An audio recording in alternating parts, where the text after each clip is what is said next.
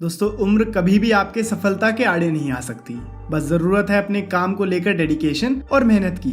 और इस बात को बहुत अच्छे तरीके से साबित करते हुए नजर आए हैं अमेरिकन राष्ट्रपति जो बाइडेन।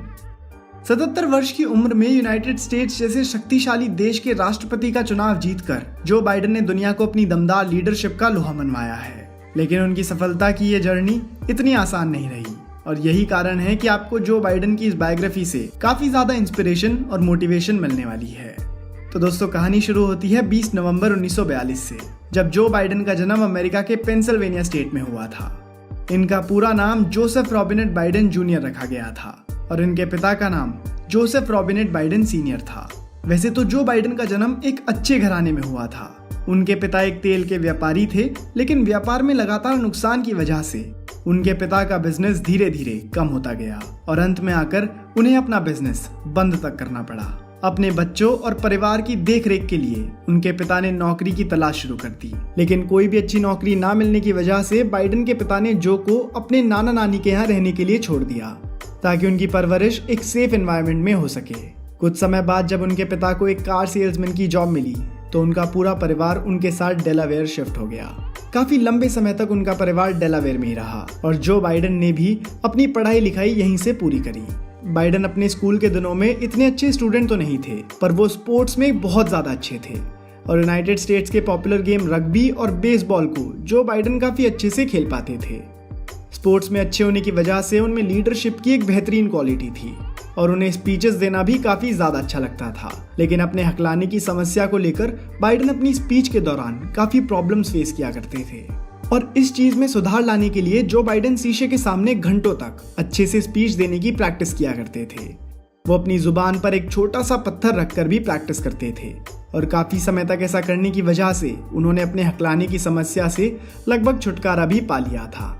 राजनीति में अपना अच्छा करियर बनाने के लिए जो बाइडेन ने यूनिवर्सिटी ऑफ डेलावेयर में एडमिशन ले लिया और वहां उन्होंने पॉलिटिकल साइंस और हिस्ट्री में अपनी पढ़ाई पूरी करी।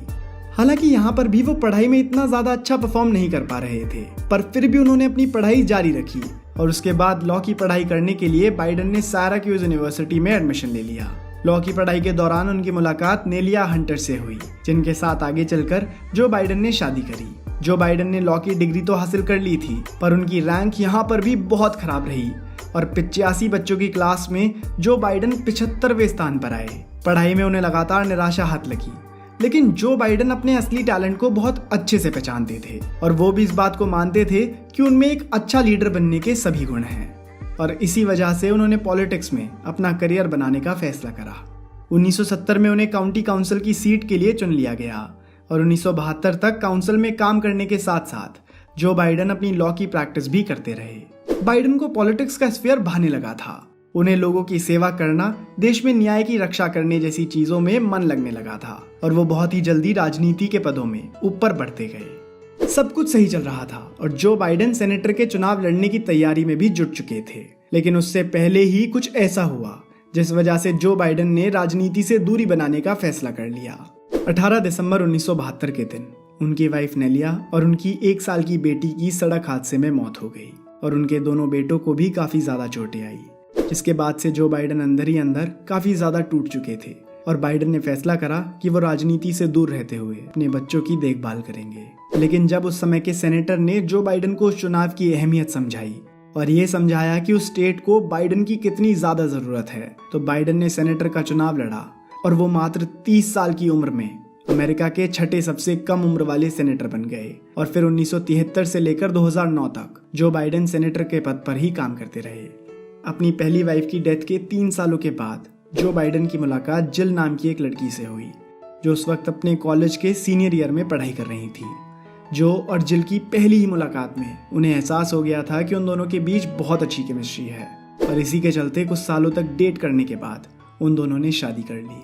अपने सेनेटर के कार्यकाल में उन्होंने काफी सारे ऐसे मुद्दों पर जोर दिया जिससे कि आम जनता की जिंदगी और भी ज्यादा बेहतर और शांतिजनक हो सके और इसी वजह से लोग उनके काम से काफी ज्यादा खुश भी हुए। 2009 में उन्हें बराक ओबामा ने वाइस प्रेसिडेंट बनाने के लिए चुना और तब उन्होंने सेनेटर के पद से रिजाइन कर यूनाइटेड स्टेट्स ऑफ अमेरिका की वाइस प्रेसिडेंसी संभाली। उस समय के राष्ट्रपति बराक ओबामा और जो बाइडेन के बीच काफी अच्छी दोस्ती रही और दोनों ही एक दूसरे की अक्सर तारीफ करते हुए भी नजर आते रहे। बराक ओबामा के राष्ट्रपति पद से हटने के बाद से जो बाइडेन को लगातार उस पद का दावेदार बताया जाने लगा, लेकिन जो बाइडेन 2020 के इलेक्शंस को लड़ने को लेकर इतने ज्यादा श्योर नहीं थे। पर काफी ज्यादा सोच विचार करने के बाद उन्होंने ये चुनाव लड़ने का फैसला करा और अब बाइडेन इस चुनाव को जीत कर अमेरिका के राष्ट्रपति बनने जा रहे हैं। यकीनन उनका ये फैसला उनके लिए काफी अच्छा साबित हुआ। जो बाइडेन ने हमेशा से ही क्लाइमेट चेंज, ग्लोबल वार्मिंग, प्रदूषण जैसी चीजों का सॉल्यूशन निकालने पर ज्यादा से ज्यादा जोर दिया है और उनका ये कहना है कि देश की आर्थिक स्थिति को सही रखने के साथ साथ इन चीजों पर भी ज्यादा से ज्यादा ध्यान देना जरूरी है। तो दोस्तों, यही थी जो बाइडेन की संघर्ष से लेकर सफलता तक की कहानी। उम्मीद करता हूँ कि आपको ये वीडियो पसंद आई होगी। अगर आप ऐसी वीडियो पहली बार देख रहे हैं और ऐसी और वीडियोस देखना चाहते हैं तो दोस्तों इस चैनल को सब्सक्राइब कर लीजिए, क्योंकि मैं आपके लिए ऐसी वीडियोस लाता रहूंगा। धन्यवाद।